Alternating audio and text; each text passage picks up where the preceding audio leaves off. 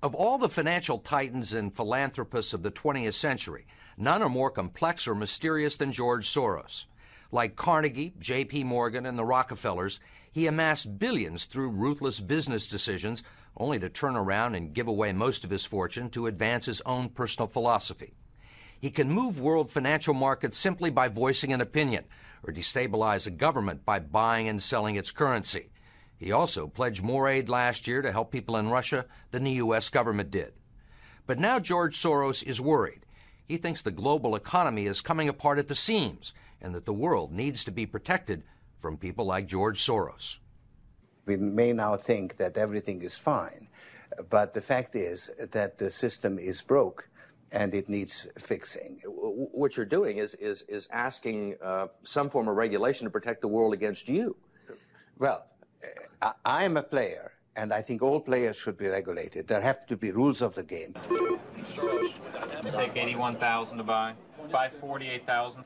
Buy him 69,000 YUM. Right now, his Quantum Group hedge fund moves $14 billion of rich investors' money around the world every day, looking for profits and answering to no one. Soros makes huge bets on whole countries and economies.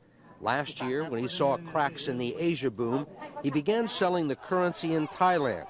Traders in Hong Kong followed suit, triggering a financial crisis that plunged much of Asia into a depression. In the last 2 years, you've been blamed for financial collapse of Thailand, Malaysia, Indonesia, Japan, and Russia. All of the above. All of the above. Yeah. Are you that powerful? No, I think there's a great misunderstanding. The Prime Minister of Malaysia said that the region spent 40 years trying to build up its economy, and along comes a moron like Soros with a lot of money, and it's all over. He called you a criminal. It's easier for him to blame an outside force than to admit that they were mismanaging their economy and their currency. The French finance minister talked about hanging speculators from lampposts. Soros says the Asian currencies would have collapsed even if he hadn't been in the market. They were overvalued. He says people tend to follow his lead because he's been so successful.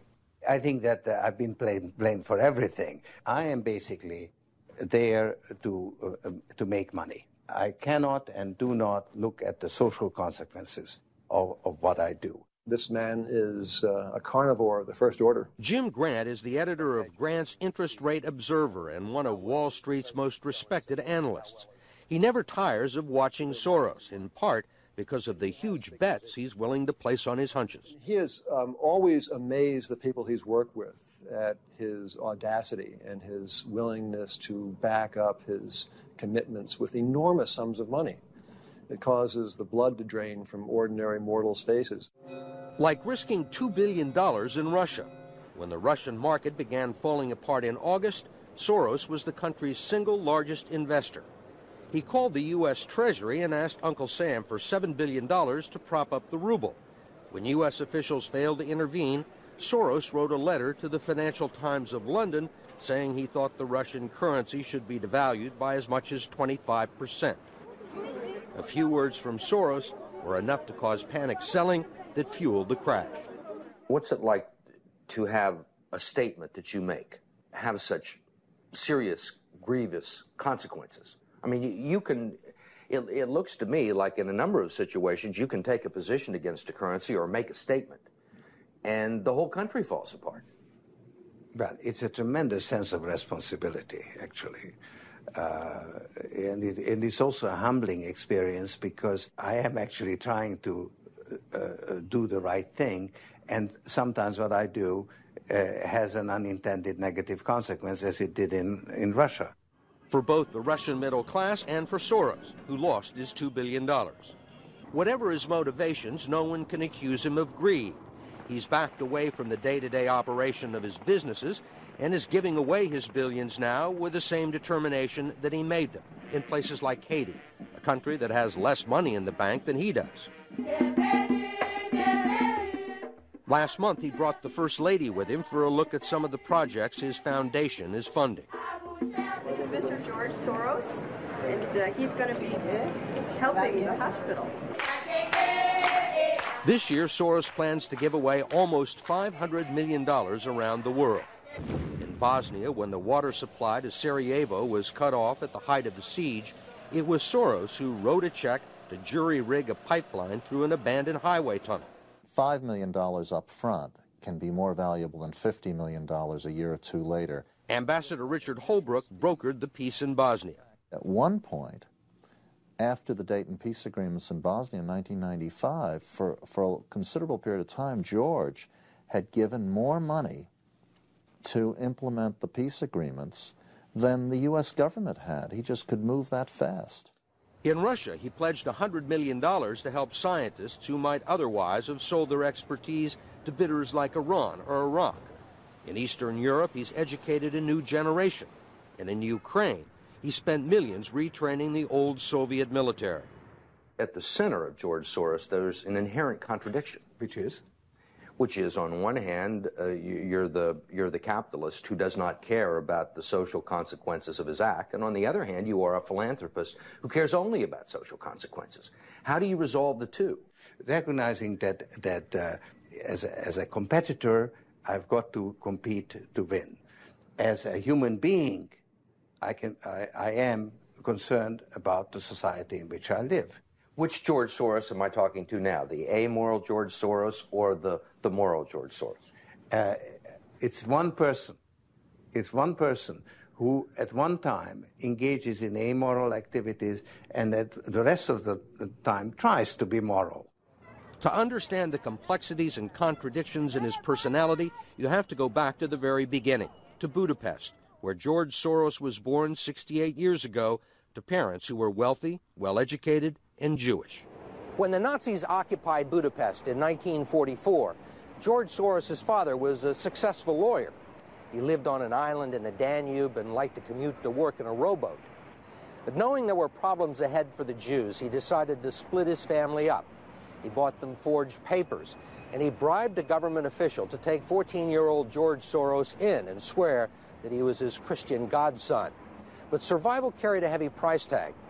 While hundreds of thousands of Hungarian Jews were being shipped off to the death camps, George Soros accompanied his phony godfather on his appointed rounds, confiscating property from the Jews.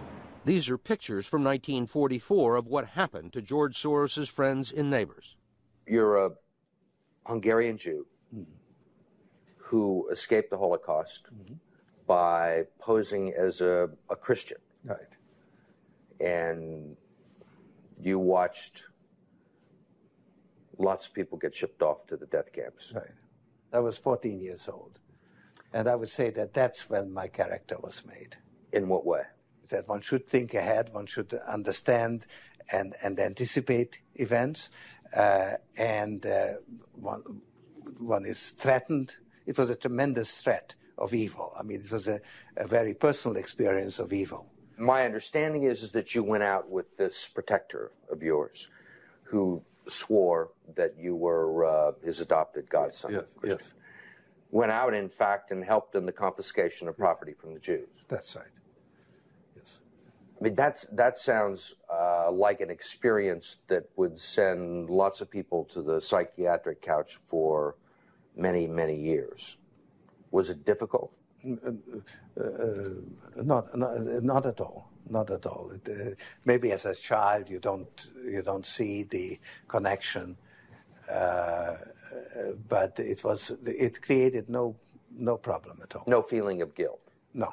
For example, that I'm Jewish, and here I am watching these people go. I could just as easily be there. I should be there.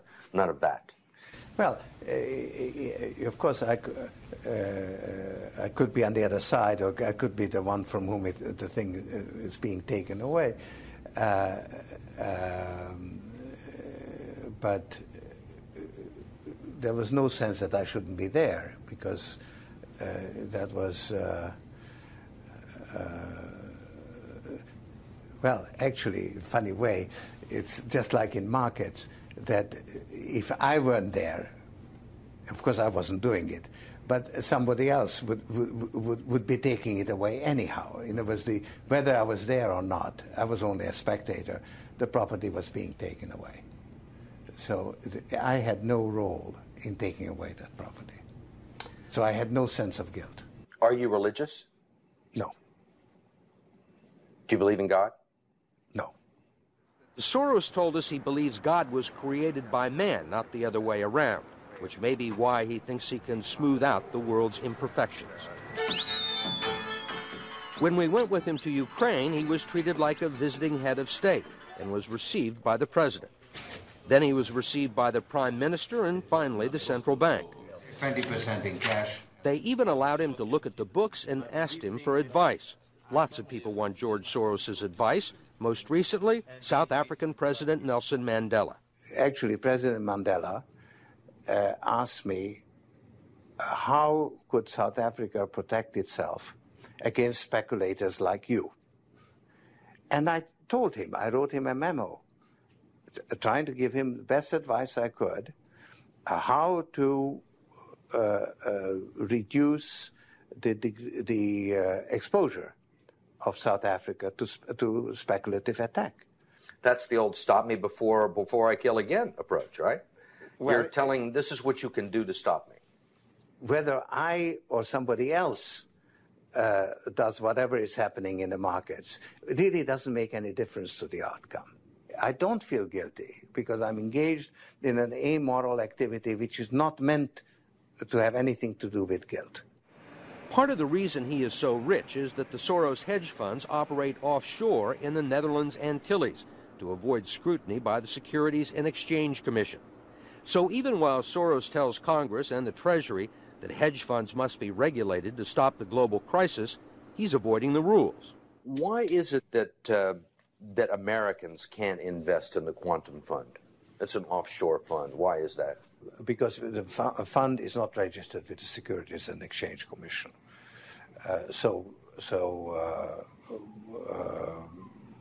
We are not licensed to do business in the United States. That's right. Because? Because we are not registered with the Securities and Exchange Commission. Because we find it more convenient to operate without it. So in some ways it's to escape regulation. Yeah, that's right. But you've been sitting here talking about the need for regulation. Yes, and whatever regulations are imposed, we will obey. We already conform to everything. If the beneficiaries of Soros's billions do not understand the intricacies of SEC rules and offshore hedge funds, they do understand what he's done for them. The president of Haiti is reading his new book, The Crisis of Global Capitalism, and so is President Clinton. Will all the attention spoil George Soros? George Soros, in a way, is Donald Trump without the humility. One of your money manager told us that George really does think he's a god. I mean, if you think that you're God and you go into financial markets, you're bound to come out broke. So the fact that I'm not broke shows that I don't believe that I'm God.